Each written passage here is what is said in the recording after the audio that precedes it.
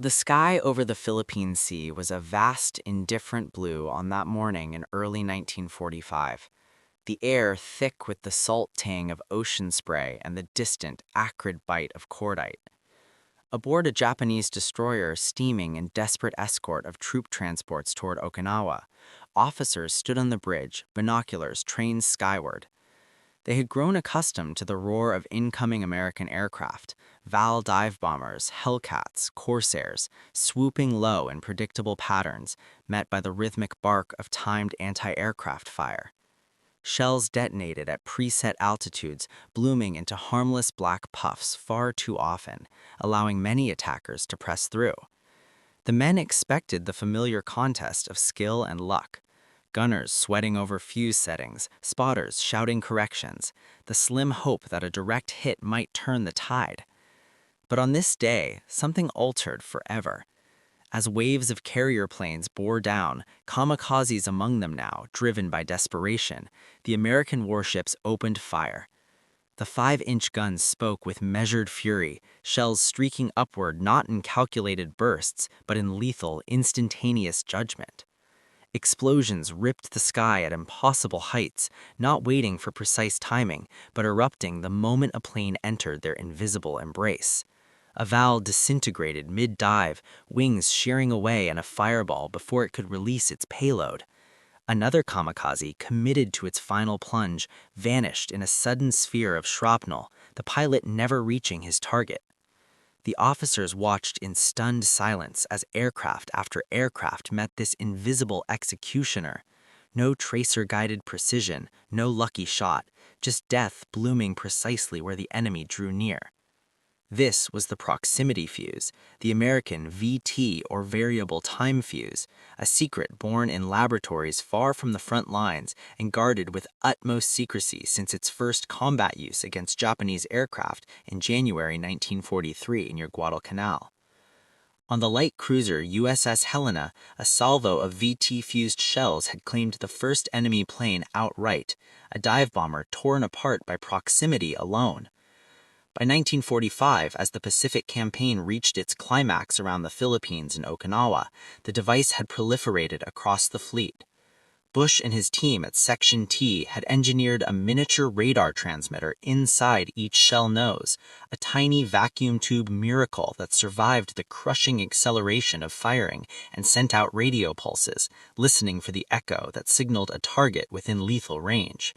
When the reflection returned strong enough, the fuse triggered, detonating the shell in mid-air.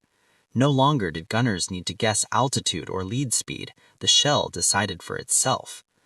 Japanese officers had anticipated the American abundance in ships, planes, and men, an industrial colossus they could never match. But this was different. Their own anti-aircraft doctrine relied on timed fuses, mechanical clocks set by human calculation under fire. A single misjudgment in range or speed, and the shell burst harmlessly. The proximity fuse erased that frailty.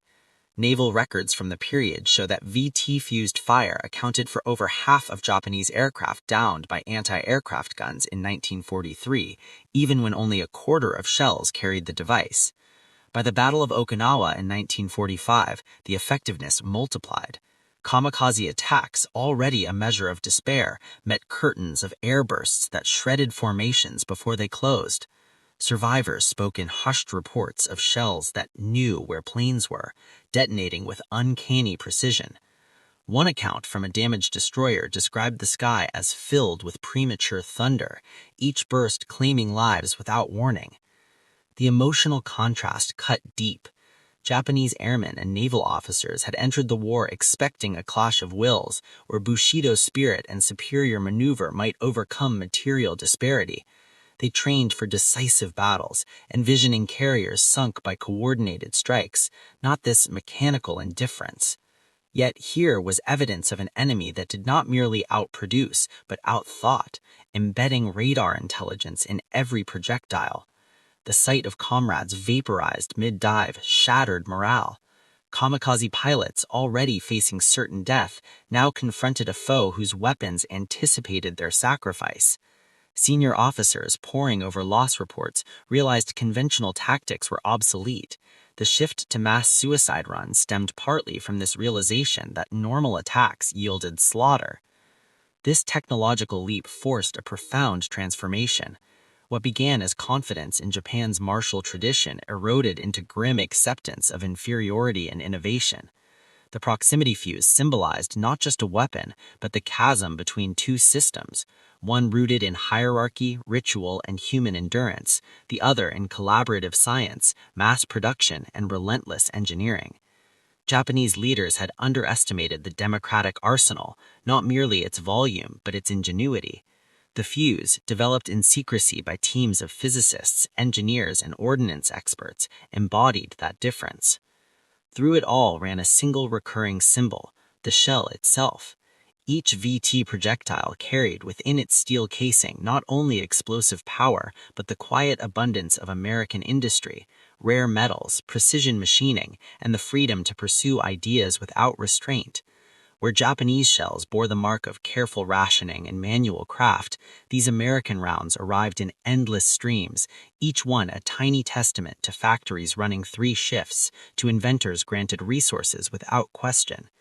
The proximity fuse shell became the emblem of plenty turned lethal, democracy's invisible hand reaching across the sky.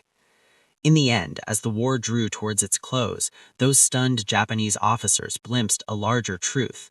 The proximity fuse did more than down planes, it revealed the futility of confronting a society that could turn abstract thought into battlefield reality at scale.